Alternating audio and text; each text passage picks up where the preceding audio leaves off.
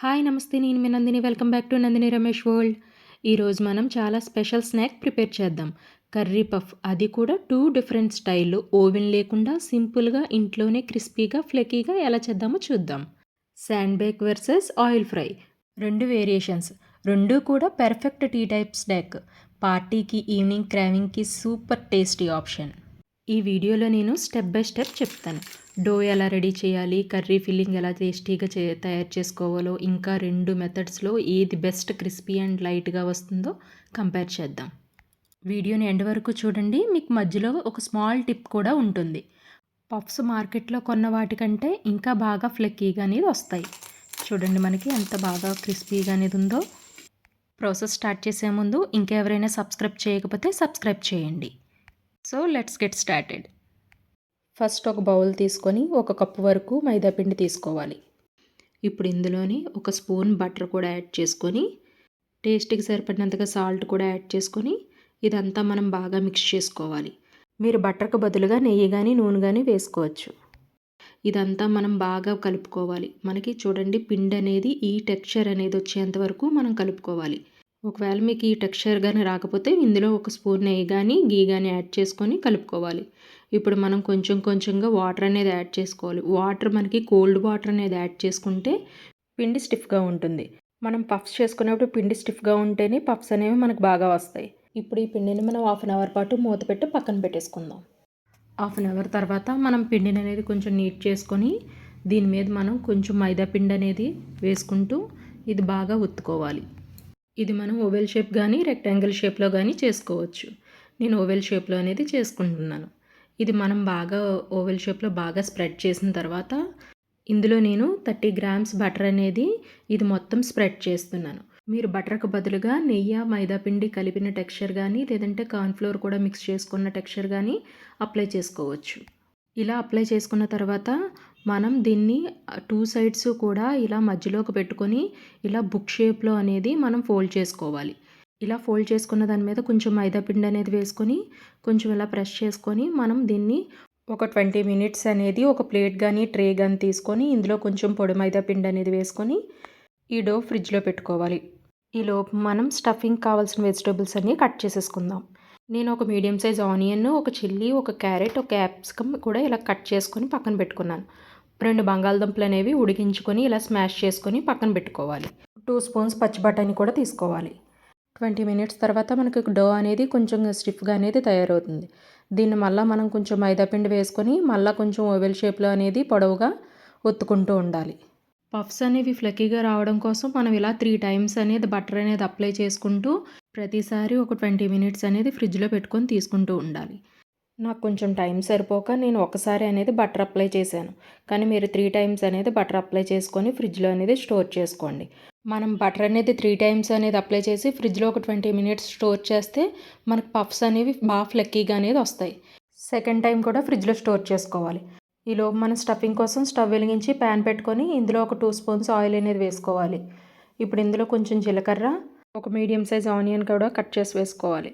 ఇందులోనే కొంచెం పచ్చిమిర్చి కూడా యాడ్ చేసి ఈ ఆనియన్స్ అనేవి మనకు 50% కుక్ అయ్యేంత వరకు కుక్ చేసుకోవాలి. ఇవి మనకు 50% అనేది కుక్ అయిన తర్వాత కట్ చేసుకున్న క్యారెట్, క్యాప్సికమ్ కూడా యాడ్ చేసుకొని ఇది ఒక 5 మినిట్స్ అనేది కుక్ చేసుకున్న తర్వాత 2 స్పూన్స్ గ్రీన్ పీస్ బఠానీ కూడా వేసుకొని ఇదంతా మనం ఒకసారి బాగా మిక్స్ చేసుకున్న తర్వాత ఒక 5 మినిట్స్ అనేది మూత పెట్టి కుక్ చేసుకుందాం. 5 మినిట్స్ తర్వాత ఇది ఇలా కుక్ అవుతుంది కదా. ఇప్పుడు అది ఒకసారి కలుపుకొని ఇందులో కొంచెం టేస్ట్కి సరిపడినంతగా సాల్ట్, 1/2 స్పూన్ పసుపు, 1/2 స్పూన్ ధనియా పౌడర్, 1/2 స్పూన్ కారం, 1/2 స్పూన్ గరం మసాలా, 1/2 స్పూన్ అల్లం వెల్లుల్లి పేస్ట్ యాడ్ చేసుకొని ఇదంతా మనం బాగా మిక్స్ చేసుకోవాలి. 5 మినిట్స్ ఇలా కలుపుకుంటూ కాసేపు ఉన్న తర్వాత మనం ఉడికించుకున్న బంగాళదుంప కూడా ఇందులో మనం యాడ్ చేసేసుకొని ఇదంతా బాగా మిక్స్ చేసుకోవాలి. ఇది కూడా మనం మరో 5 నిమిషాలు అనేది కుక్ చేసుకోవాలి. స్టఫింగ్ అనేది రెడీ అయిపోయింది కదా. ఇది పక్కన పెట్టేసుకొని ఇప్పుడు ఫ్రిడ్జ్లో స్టోర్ చేసుకున్న డో తీసుకొని చూడండి ఇంకొంచెం స్టిఫ్గా అనేది తయారైంది.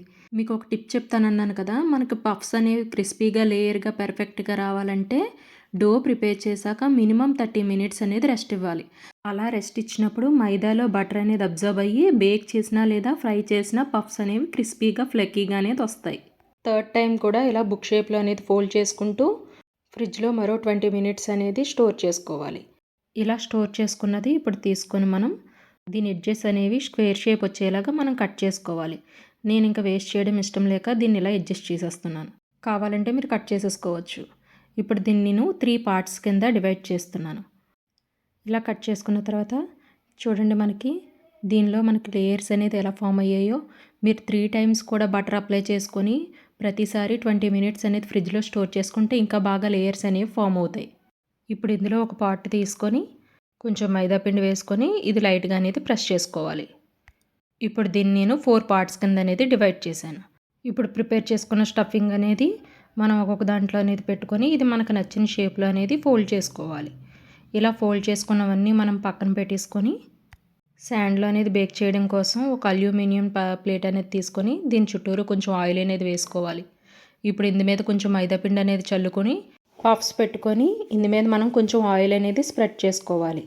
ఇప్పుడు మనం దీన్ని స్టవ్ వెలిగించి ప్యాన్ అనేది పెట్టుకొని ఇందులో కొంచెం శాండ్ వేసుకొని ఒక స్టాండ్ పెట్టుకొని ఈ ప్లేట్ అనేది ఇందులో పెట్టేసుకొని ఒక 1/2 అవర్ అనేది లో ఫ్లేమ్లో పెట్టుకొని కుక్ చేసుకోవాలి.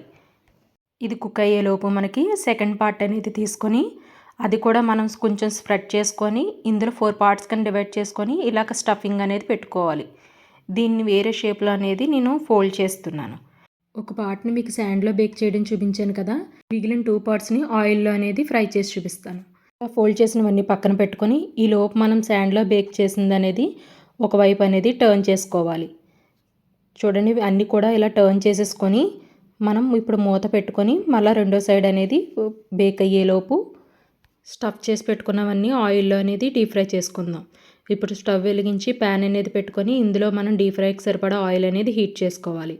ఆయిల్ హీట్ అయిన తర్వాత ఈ పఫ్స్ అన్నీ ఈ ఆయిల్లో అనేది వేసేసుకోవాలి.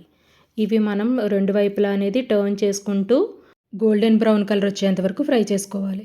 ఇలా ఫ్రై చేసుకున్నవన్నీ మనం పక్కకు తీసి పెట్టేసుకొని శాండ్లో బేక్ చేసుకున్నది అనేది రెండో సైడ్ కూడా బేక్ అయిపోయిందో లేదో చూద్దాం. చూడండి, ఇవి కూడా మనకి చాలా పర్ఫెక్ట్గా అనేది వచ్చినాయి. మనం శాండ్లో బేక్ చేసుకున్నది హెల్దీ. ఇది స్లోగా కుక్ అవుతుంది, బట్ ఈవెన్లీ క్రిస్పీగా అండ్ లైట్గా అనేది ఉంటుంది. అవుటర్ లేయర్ పర్ఫెక్ట్గా ఫ్లకీగా అనేది ఉంటుంది.